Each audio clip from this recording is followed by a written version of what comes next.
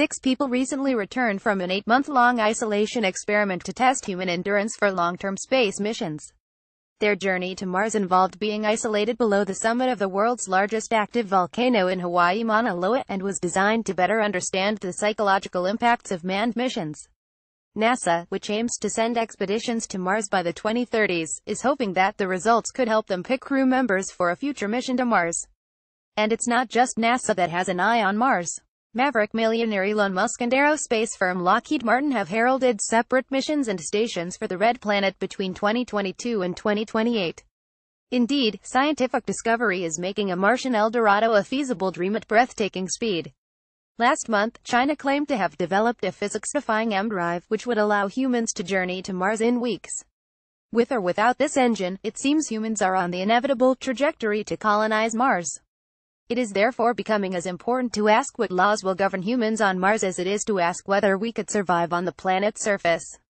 Unexpectedly, this may be something that isolation experiments could help with. Settled law on space stations. Space law has always supported the position that objects and stations placed on celestial bodies are to remain under national ownership, jurisdiction and control. Private companies or other entrepreneurs cannot therefore have legitimacy or mine these bodies for resources unless they exercise lawful control through a sovereign state. Current rules say the establishment of a space station and the area required for its operation should be notified to the Secretary General of the United Nations. These would then be under the exclusive jurisdiction of the state where the spacecraft is registered or the state bringing the component parts of the station. The participants of the HISEAS mission HISEAS-NASA. In many ways, this makes sense. It is difficult to see how a permanent station on Mars may be maintained without some form of tenure of the ground. The same goes for tenure over areas around the station sufficient for its maintenance, such as creating fuel from nearby resources. In fact, the closest practical analogies to a future Mars station in current jurisdictional terms would be the Antarctic stations maintained by Antarctic claimant states. But there are areas where the law may need to be updated. With increased interest in multiple, permanent space stations on Mars and potentially dozens of objects in its orbit, the possibility of debris that could kill or damage Martian property also increases. What laws should govern this? It is in fact only a matter of time before damage to a space station caused by debris will lead to legal and political conflict, property rights and crime. It is also likely there will be questions regarding what states and corporations may be permitted to do on Martian colonies. Space manufacturing of drugs and other materials that may require absolutely sterile atmosphere could be carried out in space stations. Discoveries may under current laws be patented and commercialized. But the main question will be that of legitimacy of mining operations. Although the use of resources for the conduct of scientific exploration and for the sustenance of a Martian mission is permitted under contemporary space law, creating property rights over space-based resources is not.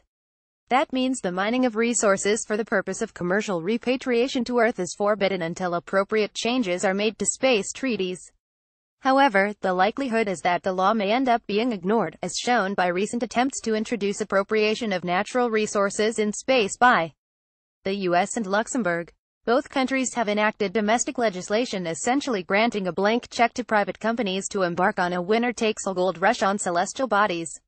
When it comes to civil and criminal jurisdiction, there are tested examples, such as intergovernmental agreements of 1988 and 1999 which regulate the Columbus Space Station project and the ISS.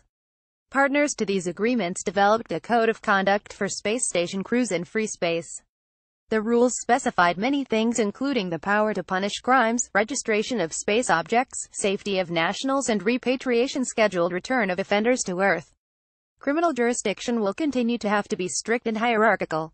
It is increasingly common that there are astronauts of different nationalities on board a spacecraft or space station, and they are often subordinate to the disciplinary authority of one commander.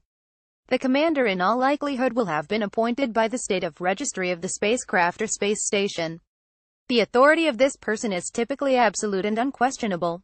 In many ways, a space station's commander inherits powers from older bodies of law such as that of a ship's captain.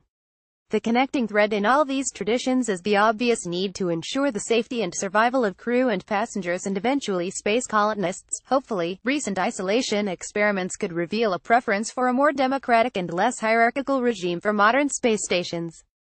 American space tourist Dennis Tito write with Russian cosmonauts NASA. This is not least because if collaborating countries all have their own commander, there could be conflict. A good indication would be how Russia and the US dealt with the transportation of Dennis Tito, an American millionaire, into orbit on Space Station Alpha as the first commercial space tourist. To win NASA's approval, the passenger, who won the privilege to travel there on a Russian rocket, had to promise not to wander through American segments of the station without an escort. He also agreed to pay for anything he broke. On the flip side, Russian cosmonauts were also curiously banned from using American astronauts' toilets on the ISS in 2008. Ultimately, there's the possibility that colonists won't be happy being governed by Earth law. What should happen to them? Would they be neo-colonialists or simply alien in legal terms?